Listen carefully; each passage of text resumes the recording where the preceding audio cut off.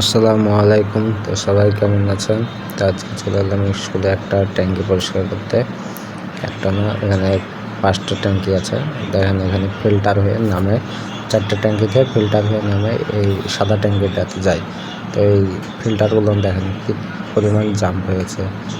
এখানে ব্যাক ওয়াশের দরকার হয়, কিন্তু ব্যাক ওয়াশ তো আর নাই তো, তার জন্য এই অবস্থা।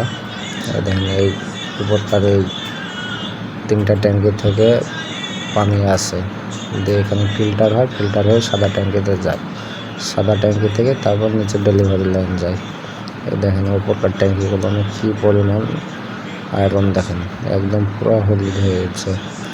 মোটরের এই আয়রন কিসের জন্য জানেন? এগুলো হচ্ছে সাবমার্সিবলের থেকে পানি ওঠে, তাই জন্য এত পরিমাণ আয়রন। মোটর চালু করে দিয়ে চলে এসেছে। আমরা এখন 5তলাতে কাজ করছি, তার জন্য মোটরটা চালু করে দিয়ে এসেছি। বারবার নামা টামা অসুবিধা, রোজা মুখে, তার জন্য মোটরটা চালু করে দিয়েছি। কী পরিমাণ আয়রন দেখেন পুরা।